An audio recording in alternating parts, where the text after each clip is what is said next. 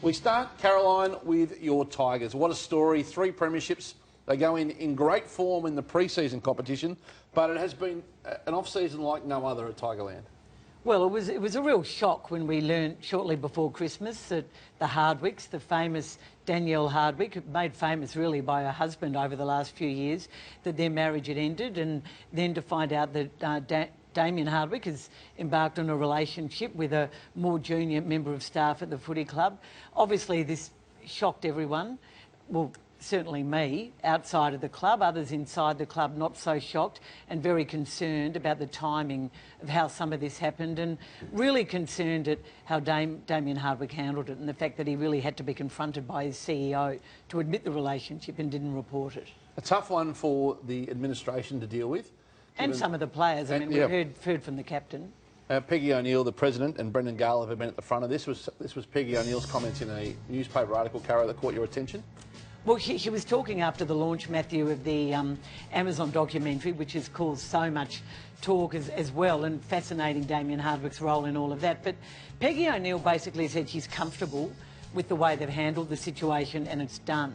She goes on to say that she's not surprised that Richmond has got its detractors, and she even got a bit sick of Hawthorn after they won their 3rd flag in a row. Now, I feel for Peggy O'Neill and I feel for Brendan Gale. I think they've been compromised by what Damien Hardwick has done. I'm talking about the in-house relationship. You said it's tarnished his legacy. I said it threatens to tarnish his legacy, and it has tarnished his leadership. Now, definitely tarnishes his brand, Caro, when he has come across as the family man and mentioned her several times throughout his coaching career. Does it threaten to derail their season, and how could the club have handled it differently?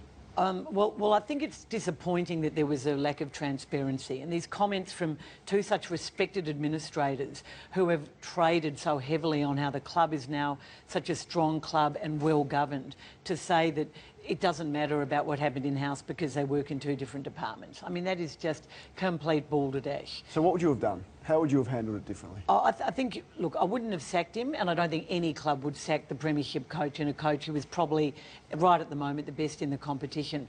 I think Damien should have been more honest and reported the relationship to the club earlier, and I think the club... They're saying he didn't report it. No. I've been told that he was asked... Brendan Gale asked him and addressed the rumours. There are people inside the club, and not the players. Players want to win, Matthew, we know that. But there are other people working at the club who are really torn by this and devastated by what's happened, and are struggling with both Damien and Alexandra Crowe, who are clearly very happy, but who have done something they feel that... Well, not everyone buys the timelines, and everyone's devastated, obviously, for Damien Hardwick. And I think it's too much to say, oh, it's a private matter, it's got nothing to do with the club. Of course it affects the club. What I'll say, I don't think it tarnishes his legacy at all. I think that it's devastating that a family has broken down. You feel for the kids and you feel for Danielle and Damien in this situation, but I don't think...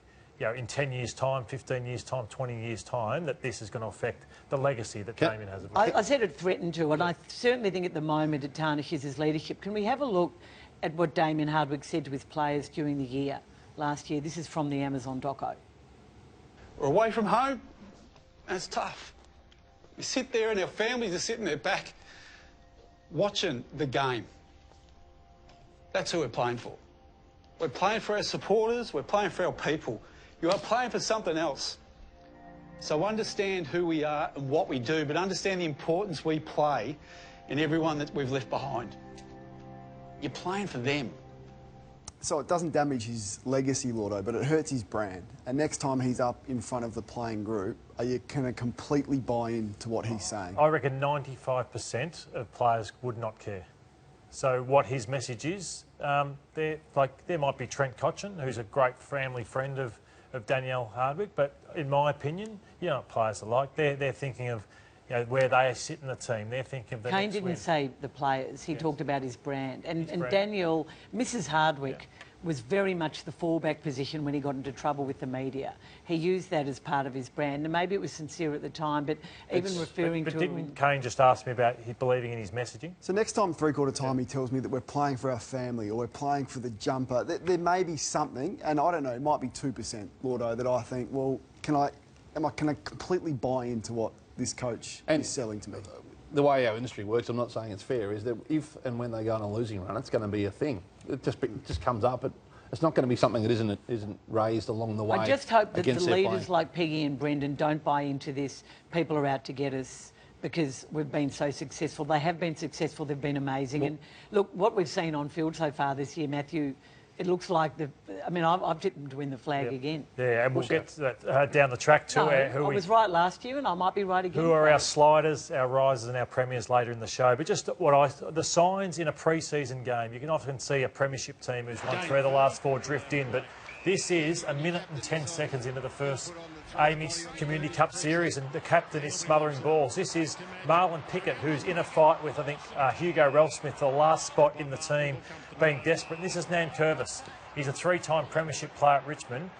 A lot of players would go, OK, I'll leave this to Grimes to get back. But in a pre-season game, he sprints back 30 metres just to help his defence, and they run away with it. So I thought it was the most commanding performance by any team. And again, they're the team that chases.